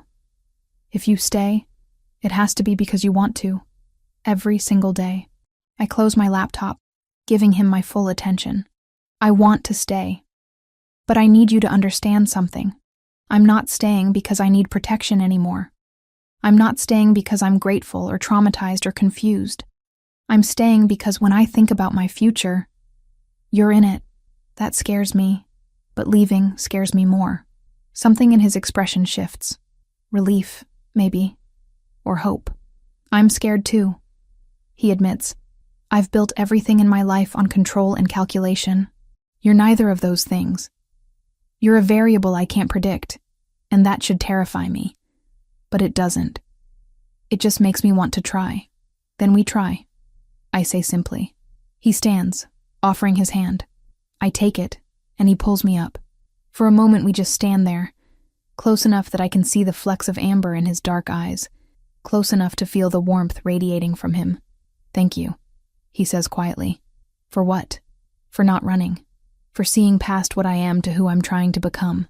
For giving me a reason to want to be better. You were already becoming better. I just happened to be here to see it. He kisses me then. Soft and careful, like I'm something precious. It's nothing like the passion of movies or the desperation of trauma bonds. It's simply two people choosing each other, complicated and imperfect and real. When we pull apart, he rests his forehead against mine. Where do you want to live? The question is so domestic, so normal that I almost laugh. Somewhere with windows, lots of natural light. Maybe a kitchen where I can actually cook. I know a place. Not a mansion, not a fortress. Just an apartment with good light and a kitchen. We could look at it tomorrow if you want. Tomorrow sounds perfect. That night, I don't have nightmares. I sleep deeply, dreamlessly, and wake to sunlight streaming through unfamiliar windows. Franco is already awake, coffee made, sitting by the window reading. Morning, I murmur. He looks up, and the small smile he gives me is worth everything we went through to get here. Morning. 3 months after Roberto's conviction. The apartment Franco mentioned has floor-to-ceiling windows facing east, catching morning light that fills the open kitchen. It's smaller than any property he owns, but it feels like mine in ways the mansion never did. I'm unpacking books when my phone rings. The clinic director, asking if I can consult on a pediatric case tomorrow. I accept without hesitation, then realize I didn't check with Franco first. Don't need to. This is my decision, my career, my life rebuilt on my terms. Franco arrives home. That word still feels foreign but increasingly right. Carrying takeout from the Italian place 3 blocks over. Not the expensive restaurant his associates frequent. Just a neighborhood spot with good pasta and no questions. How was the transition meeting? I ask, setting plates on the counter. He loosens his tie, looking tired, but satisfied. Productive. The tech investors are ready to move forward with the legitimate holdings. Nicholas will run the legal operations while I phase out everything else. How long will the phase out take? 2 years, maybe 3. Some connections can't be severed overnight without causing problems. He pauses, measuring his next words. I won't pretend it's clean. There's still risk, still complications from past decisions. But I'm committed to this path. I know you are. I hand him a fork. Otherwise, I wouldn't be here. We eat in comfortable silence. The kind that develops between people who've seen each other at their worst and chosen to stay anyway. Outside, the city moves through its evening rhythms, traffic, voices, the ordinary chaos of life continuing. The clinic called, I mention. There's a case tomorrow I want to take. You don't need to ask permission. I'm not asking. I'm telling you because you're part of my life now. There's a difference. His expression softens. Fair point. What's the case? I explain the details. A 7-year-old with complex symptoms, family without insurance, clinic struggling to provide adequate care. Franco listens with the same focus he brings to business negotiations. What do they need? He asks when I finish. Better diagnostic equipment, specialist consultations they can't afford. But the clinic's funding is limited. Send me the details. I'll make sure they have what they need. Franco. Not as a favor to you, as an investment in legitimate community work. The foundation I'm establishing needs projects like this. He meets my eyes. Let me do something good with resources that came from questionable places. Please. The sincerity in his voice reminds me why I chose this complicated man over safer options. He's genuinely trying to become better. Not just appear better. Okay, I agree. But the clinic director deals directly with your foundation. I stay out of the financial arrangements. Agreed. Later that night, I'm reviewing medical journals when Franco emerges from his office looking troubled. I set aside my reading. What's wrong? He sits heavily on the couch beside me. I got word that Roberto's asking for a meeting. Through his lawyers, completely official channels. He wants to speak with me before his final sentencing hearing next month. My stomach tightens at the name. What does he want? Unknown. Could be genuine attempt at closure. Could be manipulation. His lawyer claims it's about family matters he needs to resolve. Are you going? That depends. He turns to face me fully. On whether you're comfortable with it. He's your trauma too, not just mine. If you don't want me engaging with him at all, I won't. The fact that he's asking, that he recognizes my stake in this decision, matters more than the answer itself. I think you should go, I say carefully. Not for him, for you. To close that chapter completely. Come with me? The request surprises me. You want me there? I want you to have the choice. If seeing him again would help you, or if you'd rather never lay eyes on him, either is valid. But I won't hide this from you or make decisions about him without your input. I consider it. The last time I saw Roberto was at the trial, watching him sentenced to 23 years for kidnapping, assault, conspiracy. He'd looked diminished, defeated. Seeing him now, in a controlled setting, might provide closure I didn't know I needed. I'll come, I decide. But I'm not speaking to him. I'm there to support you, and witness whatever he has to say. That's all. That's more than he deserves. The meeting is arranged for the following week at the Federal Detention Center. We pass through security, surrender our phones, sit in a monitored room with guards stationed at each exit. Roberto arrives in orange jumpsuit, wrists shackled, looking older than his 31 years. His eyes find me first. You brought her. She chose to come. Franco corrects. What did you want to discuss? Roberto sits awkwardly, chains restricting his movement. For a long moment, he just stares at the table between us. I've had time to think, he finally says. About choices I made, people I hurt. My lawyer suggested I make amends as part of my sentencing consideration. But that's not why I'm here. He looks up at Franco. I need you to know I understand what I did to our family. To you. Franco's expression remains neutral. Go on. Growing up, I resented you for being everything I wasn't. Smarter, stronger, father's favorite. When he died and you took over, that resentment became hatred. Roberto's voice cracks slightly. I told myself you stole my birthright, that I deserve power you claimed. But the truth is, I was never capable of leading. I was always destructive. Is this supposed to be an apology? Franco asks coldly. No.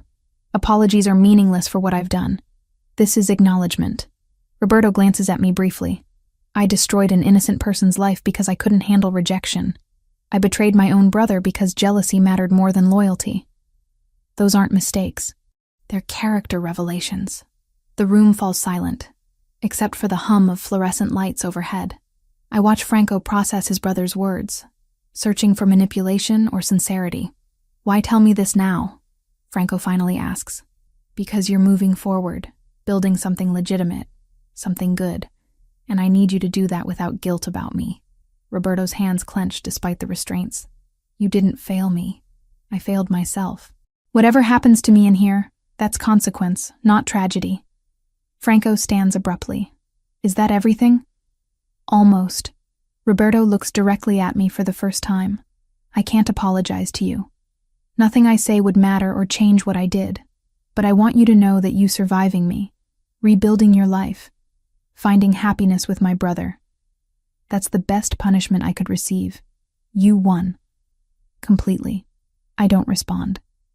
There's nothing to say to that. We leave without further conversation. In the car, Franco grips the steering wheel tightly, but doesn't start the engine. Do you believe him? I ask quietly. I don't know. Part of me thinks it's genuine realization. Part of me sees strategy, painting himself as reformed for the sentencing hearing. He exhales slowly. Either way, it doesn't change anything. He's still responsible for everything he did. Agreed. Franco starts the car. We drive in silence until he pulls over at the same overlook where we first acknowledged our feelings months ago. I need to say something. He begins. Seeing him today, hearing him talk about choices and consequences, it reminded me that I'm making my own choice every day. To leave that world behind. To build something better. To be worthy of you. Franco, let me finish. He takes my hand. You didn't just survive Roberto. You survived everything that came after. Living in my world. Accepting its complications. Staying when you had every reason to run. You chose to see potential in me when you could have just seen a criminal. I saw a man trying to become better. I correct. That's different than potential. That's action. And you're part of that action. Knowing you're here, building a life with me. It makes the hard decisions easier. Transitioning the business, cutting ties with dangerous people, investing in legitimate projects. I'm not doing it alone anymore. I squeeze his hand. Neither am I. We're doing it together. He leans across the console, kissing me with a tenderness that still catches me off guard. When we pull apart, he's smiling. A real smile, not the controlled expression he shows the world. Let's go home, he says. Home. The word resonates differently now. It's not a safe house or temporary shelter. It's the apartment we chose together, the life we're building, the future we're creating despite complicated pasts. That evening, I'm working on case files when Nicholas stops by with documents for Franco to review. He lingers in the doorway after Franco disappears into his office. He's different with you, Nicholas observes. Different how? Lighter, like he's carrying less weight. Nicholas's usual professional demeanor softens slightly. I've worked for Franco for 12 years. Never saw him care about anything except the organization and his reputation. Now he cares about you. It's good for him. He's good for me too, I admit. In ways I didn't expect. Nicholas nods, satisfied, and leaves. I return to my medical journals, but my mind drifts to the journey that brought me here. 6 months ago, I was chained in a basement, uncertain if I'd survive. Now I'm sitting in an apartment I helped choose, planning my career, building a relationship with someone who sees me as an equal. The trauma didn't disappear. I still have difficult nights, still flinch at unexpected sounds, still carry scars, physical and otherwise. But I'm also stronger than I was before, more certain of who I am and what I want. Franco emerges from his office hours later, finding me asleep on the couch with journals scattered around me. He carefully moves the books aside, drapes a blanket over me, turns off the lights. I'm half awake but don't move, just listen to him settle in the chair nearby, keeping watch the way he has since the beginning. You don't have to stay. I murmur. I know. I want to. I drift back to sleep with those words warming me. When I wake before dawn, he's still there, and something about that simple act of presence says more than any grand gesture could. We're not perfect. Our relationship is built on trauma and complicated circumstances. There are no guarantees about the future, no promises that risk won't find us again. But we're here, together, choosing each other every day. And somehow, that's everything I need.